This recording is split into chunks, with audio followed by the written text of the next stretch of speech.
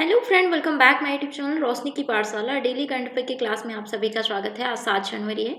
7 जनवरी से संबंधित जितने भी इंपॉर्टेंट करंट अफेयर है मैं लेकर आई हूँ आपके लिए, जो आपके एग्जाम के लिए काफी इंपॉर्टेंट है। तो ध्यान से देखिएगा, की पॉइंट्स आप नोट डाउन कीजिएगा। आज का पहला क्वेश्चन है, महाराष्ट्र की पहली महिला पुलिस महानिदेशक कौन बनी है? तो रश्मि शुक्ला बनी है। बात करते हैं रश्मि शुक्ला जी के बारे में।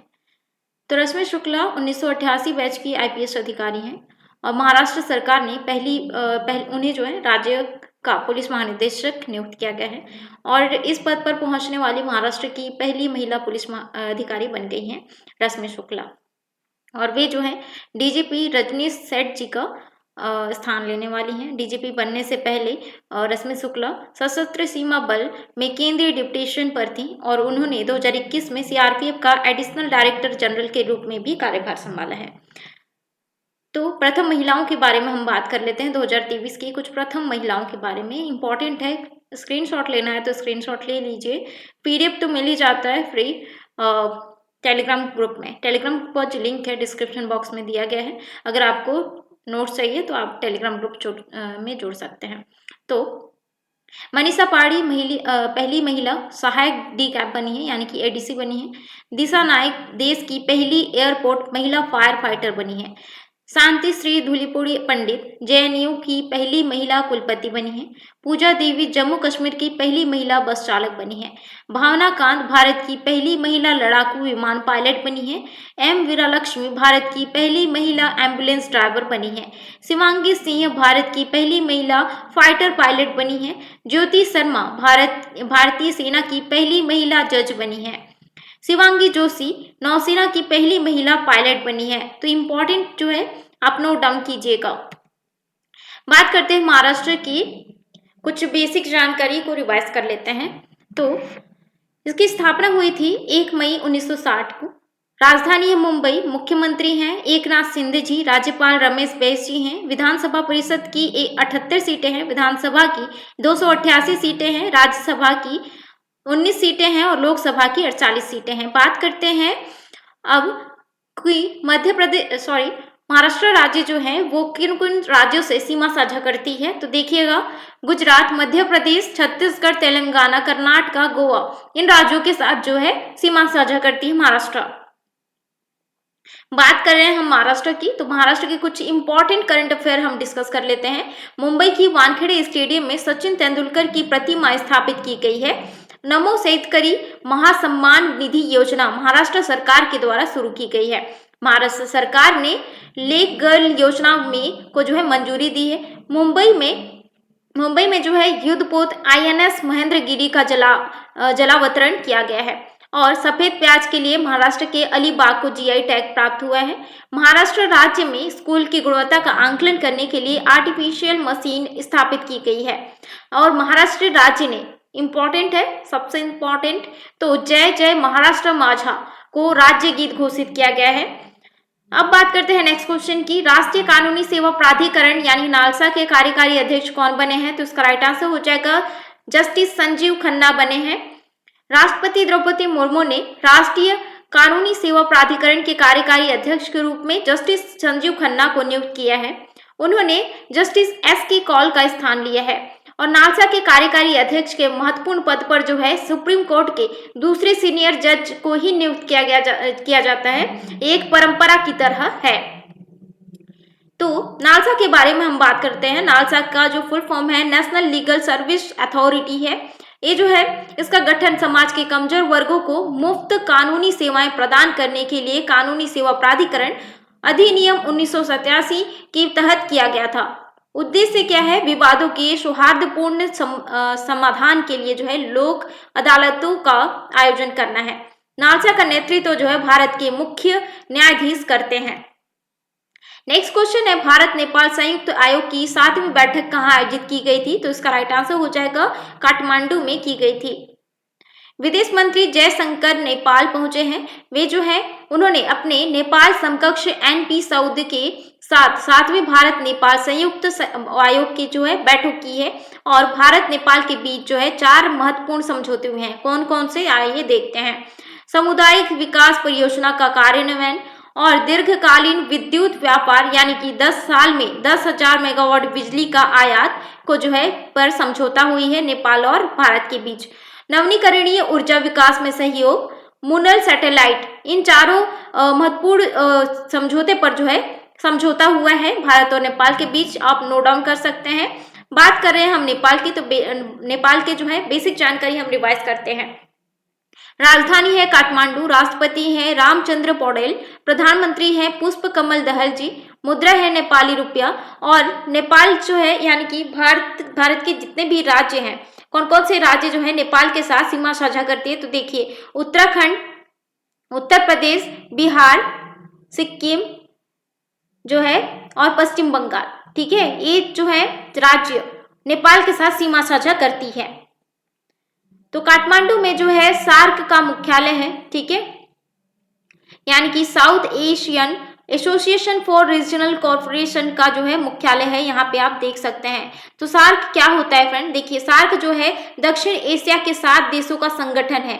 ठीक है, एक तरीके से संगठन है, जैसे कि आप ब्रिक्स पढ़ते हैं। ठीक है, ब्रिक्स के बारे में पता होगा। ब्रिक्स में जो है वो भी संगठन है एक तरीके का, और ये भी जो है सार्क भी जो है वो संगठन है, जिसमें जो है दक्षिण एशिया के साथ भारत, पाकिस्तान, बांग्लादेश और श्रीलंका, नेपाल, मालदीव और भूटान, ये देश जो है इन देशों का संगठन है। ठीक है, 7 देशों का। सूर्य किरण अभ्यास जो है भारत नेपाल के बीच हुआ है अभी हाल ही में, और नेपाल में सेम सेक्स मैरिज रजिस्टर करने वाला पहला दक्षिण एशियाई देश बना है नेपाल। नेक्स्ट क्वेश्चन हम देख लेते हैं, बीच गेम्स 2024 का शुभारंभ कहाँ हुआ है, तो इसका राइट आंसर हो जाएगा द्वीप में हुआ है। प्रथम बीच गेम्स 2024 का शुभारंभ को जो है द्वीप के घोगला समुद्र तट पर हुआ है। तो देखिएगा दमन द्वीप तो आपने सुना होगा, तो द्वीप में हुआ है। ठीक है, बीच गेम्स 2024 का आयोजन 4 से 11 जनवरी 2024 तक किया जाएगा, और इस बीच गेम्स में कुल 8 खेलों का आयोजन किया जा रहा है।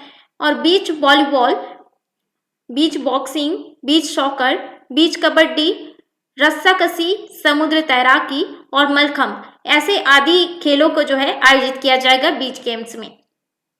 इस आयोजन में 1200 से अधिक प्रतिभागी जो हैं भाग लेने वाले हैं।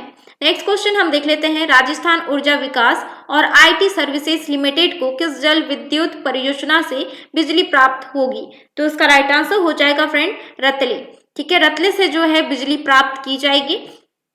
जम्मू कश्मीर की रतले जल विद्युत परियोजना से राजस्थान ऊर्जा विकास और आईटी सर्विसेज लिमिटेड ने बिजली खरीदने के लिए समझौता किया है। रतले जल विद्युत परियोजना में 40 वर्षों की अवधि के लिए जल बिजली जो है प्रदान की जाएगी। रतले जल विद्युत परियोजना जम्मू कश्मीर के किश्तवाड़ जिले में स्थित है, और बीज परियोजना जो है 850 मेगावाट की है।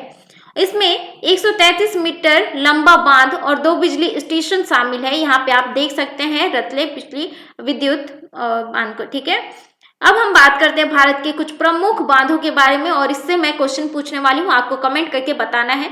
ठीक है, तो भारत का सबसे बड़ा बांध कौन सा है, यहाँ पे आंसर मिल जाएगा आपको, कहाँ पे है ये भी मिल जाएगा। ठीक है, भारत का सबसे बड़ा बांध कौन सा है ये आपको बताना है, यहीं पे आंसर है। ठीक है, टिहरी बांध उत्तराखंड में स्थित है, श्रीशैलम आंध्र प्रदेश में स्थित है, और नाथपा झाकिरी हिमाचल प्रदेश में स्थित है। भाखड़ा नागल बांध, जिसको गोविंद सागर के नाम से भी जाना जाता है, हिमाचल प्रदेश में स्थित है। इंदिरा सागर बांध मध्य प्रदेश में स्थित है। करकम वांगटा पन बिजली संयंत्र, ये जो है कहाँ पे है, हिमाचल प्रदेश में स्थित है। तो देहरा, जिसको पांडोह या पावर प्रोजेक्ट यानी कि देहरा पावर प्रोजेक्ट या फिर पांडोह पावर प्रोजेक्ट के नाम से जाना जाता है, ये हिमाचल प्रदेश में स्थित है। नागार्जुन सागर बांध, जिसको गुटूर बांध के नाम से भी जाना जाता है, तो ये जो है आंध्र प्रदेश में स्थित है। और इटकी जो है ये केरल में स्थित है। तो आपको इसमें से बताना है कि कौन सा जो है भारत का सबसे बड़ा बांध है फ्रेंड। ठीक है, नेक्स्ट क्वेश्चन हम देख लेते हैं, तुअर दाल खरीद पोर्टल किसने लॉन्च किया है, तो इसका राइट आंसर हो जाएगा अमित शाह जी ने किया है तुअर दाल खरीद पोर्टल लॉन्च। तो केंद्रीय गृह मंत्री अमित शाह ने तुअर दाल खरीद पोर्टल लॉन्च किया है। इस पोर्टल की मदद से किसान खुद अपनी दाल ऑनलाइन बेच सकेंगे और भुगतान सीधे उनके खाते में किया जाएगा। इस पोर्टल से जो है किसानों के लिए रजिस्ट्रेशन और खरीद और पैसों के भुगतान की प्रक्रिया आसान हो जाएगी। नेक्स्ट क्वेश्चन हम देखते हैं, ब्लूमबर्ग बिलियनियर इंडेक्स के अनुसार भारत के सबसे अमीर कारोबारी कौन बने हैं? तो इसका राइट आंसर हो जाएगा फ्रेंड गौतम अडानी बने हैं, यानी कि मुकेश अंबानी को भी जो है पीछे छोड़ दिया है गौतम अडानी। अब जो है इंडेक्स यानी कि ब्लूमबर्ग बिलियनियर इंडेक्स के अनुसार जो है भारत के सबसे अमीर बने हैं गौतम अडानी।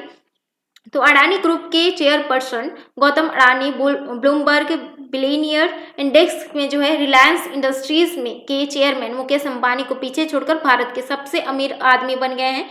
गौतम अडानी ने वर्ल्ड रैंकिंग के टॉप 12वें स्थान पर है, यानी कि वर्ल्ड में 12वें स्थान पर है, भारत में पहले स्थान पर है। अंबानी एक पायदान नीचे 13वें स्थान पर है। गौतम अडानी की नेटवर्थ 97.6 बिलियन डॉलर पहुंच गई है गौतम अडानी की नेटवर्थ। और मुकेश अंबानी की नेटवर्थ की अगर हम बात करें तो 97 बिलियन डॉलर है। तो इलेक्ट्रिक व्हीकल कंपनी टेस्ला के बारे में आपको पता होगा, इनके जो सीईओ हैं, सीईओ एलन मस्क, जिसको आप यहाँ पे देख सकते हैं, 18.31 लाख करोड़ रुपए की नेटवर्थ के साथ दुनिया के सबसे अमीर कारोबारी बन गए हैं। दूसरे स्थान पर 14.06 लाख करोड़ रुपए की नेटवर्थ के साथ अमेजन के फाउंडर जेफ बेजोस जो, और तीसरे नंबर पर जो है LVMH के बर्नार्ड अर्नोल्ड हैं। नेक्स्ट क्वेश्चन हम देख लेते हैं, युद्ध अनाथों के लिए विश्व दिवस कब मनाया जाता है? तो युद्ध में हुए अनाथ बच्चों के लिए जो है विश्व दिवस कब मनाया जाता है? तो उसका राइट आंसर हो जाएगा फ्रेंड 6 जनवरी को प्रतिवर्ष मनाया जाता है। क्यों मनाया जाता है? देखिए, प्रतिवर्ष 6 जनवरी को युद्ध अनाथों के लिए विश्व दिवस मनाया जाता है। वर्ष 1990 में संयुक्त राष्ट्र महासभा द्वारा युद्ध अनाथों के लिए विश्व दिवस की घोषणा की गई थी। तब से प्रति वर्ष 6 जनवरी को युद्ध अनाथों के लिए जो है विश्व दिवस मनाया जाता है। ये दिवस जो है युद्ध के कारण अनाथ हुए बच्चों के बारे में जागरूकता को बढ़ावा देने के लिए मनाया जाता है। यहाँ पे आप देख सकते हैं, युद्ध में अनाथ हुए बच्चों को आगे बढ़ाने में मदद करें, एक जिम्मेदार नागरिक होने का कर्तव्य निभाएं। तो ये जो है उनको जो है यानी कि भूल न जाए, इसीलिए जो है युद्ध के कारण अनाथ हुए बच्चों के बारे में जागरूकता बढ़ाने के लिए करा जाता है। नेक्स्ट हम देख लेते हैं, सुंदरबन शहद किस राज्य के से जो है संबंधित है जिसे GI टैग प्रदान किया गया है? तो देखिए, सुंदरबन शहद जो है कहाँ पर है? तो इसका राइट आंसर है ये पश्चिम बंगाल का है। सुंदरबन से ही आपको जो है पता चल रहा होगा, ठीक है। हाल ही में पश्चिम बंगाल के सुंदरबन शहद जलपाईगुड़ी जिले का काला नुनिया चावल और टांगाई गरोद और कोडियाल साड़ियाँ को जो है GI टैग प्रदान किया गया है, ठीक है। यानी कि पश्चिम बंगाल के ही हैं, इतने सारी चीज़ों को जो है GI टैग प्रदान किया गया है। सुंदरबन शहद मौली समुदाय द्वारा सुंदरबन जंगल से एकत्र किया जाता है। तो मौली समुदाय द्वारा जो है एकत्रित किया जाता है सुंदरबन शहद, ठीक है, इंपॉर्टेंट है याद करना। काला नुनिया चावल बहुत लोकप्रिय है, यानी कि ये जो है काला नुनिया क्यों बोल रहा है, ये चावल जो है काला दिखता है, ठीक है, इसलिए काला नुनिया चावल जो है लोकप्रिय है। इस जो है देसी किस्म के चावल की खेती जलपाईगुड़ी जिले में की जाती है। कोडियाल साड़ी का उत्पादन जो है केवल मुर्शिदाबाद जिले के मिर्जापुर में होता है। नेक्स्ट क्वेश्चन हम देख लेते हैं, पृथ्वी विज्ञान योजना का अनावरण किसने किया है? तो उसका राइट आंसर हो जाएगा प्रधानमंत्री नरेंद्र मोदी द्वारा किया गया है। प्रधानमंत्री नरेंद्र मोदी ने पृथ्वी विज्ञान मंत्रालय की एक व्यापक योजना पृथ्वी विज्ञान शुरू की है और पृथ्वी विज्ञान मंत्रालय देश की विभिन्न वैज्ञानिक संस्थाओं के साथ मिलकर इस स्कीम को लागू करेगा और इस योजना के तहत देश को सभी प्रकार की आपदाओं से पहले चेतावनी देनी होगी। योजना साल जो है क्या है 2021 से 2026 तक लागू रहेगी। योजना की कुल लागत 4,797 करोड़ रुपए की है। अब बारी है रिवाइज करने की पिछले करंट अफेयर की। अगर आप मेरे चैनल में पहली बार आए हैं फ्रेंड तो चैनल को जरूर सब्सक्राइब करिए, साथ ही बेल आइकन को प्रेस कीजिए ताकि आने वाली वीडियो का नोटिफिकेशन आपको मिलता रहे। डेली करंट अफेयर को देखने के लिए जो है और आपको इसका फ्री पीडीएफ नोट चाहिए, आप टेलीग्राम ग्रुप भी ज्वाइन कर सकते हैं। टेलीग्राम ग्रुप का जो लिंक है डिस्क्रिप्शन बॉक्स में दिया हुआ है। अगर आपको इसका आंसर आते जाता है, आपने देखा होगा तो आंसर जरूर आना चाहिए, ठीक है। और तो आपको रिवाइज करा जा रहा है तो आंसर आता है तो आप कमेंट बॉक्स में दे सकते हैं। पहला क्वेश्चन हम देख लेते हैं, रानी दुर्गावती श्री अन्न प्रोत्साहन योजना किस राज्य में शुरू की गई है? तो इसका राइट आंसर हो जाएगा मध्य प्रदेश में। आर्ट एंड कैपिटल के अनुसार विश्व का सबसे मजबूत पासवर्ड किस देश का बना है? तो इसका राइट आंसर हो जाएगा संयुक्त अरब अमीरात का। क्रिकेट के 147 साल के इतिहास का सबसे छोटा टेस्ट मैच भारत और किसके बीच खेला गया है? तो उसका राइट आंसर हो जाएगा फ्रेंड दक्षिण अफ्रीका के साथ, यानी कि भारत और दक्षिण अफ्रीका के साथ। भारतीय नौसेना के उप प्रमुख कौन बने हैं? तो भारतीय नौसेना के उप प्रमुख जो हैं कौन बने हैं? दिनेश के त्रिपाठी बने हैं। किस राज्य सरकार ने गुणोत्सव 2024 का लॉन्च किया है? तो इसका राइट आंसर हो जाएगा असम ने लॉन्च किया है। किस जिले के one district one product award 2023 दिया गया है? तो इसका राइट आंसर हो जाएगा बरहनपुर को दिया गया है केले के प्रोडक्ट के लिए। भारत पहली बार किस रॉकेट से उपग्रह लॉन्च करेगा? तो इसका राइट आंसर हो जाएगा फॉल्कन 9। किस झील में वार्षिक पक्षी गणना शुरू हुई है? तो चिल्का लेक में शुरू हुई है। हट्टी समुदाय किस राज्य से संबंधित है जिसे एसटी का दर्जा दिया गया है? तो उसका राइट आंसर हो जाएगा फ्रेंड हिमाचल प्रदेश से संबंधित है। किस राज्य सरकार ने ड्रोन मिशन शुरू किया है? तो उसका राइट आंसर हो जाएगा ड्रोन मिशन जो है महाराष्ट्र में शुरू किया गया है।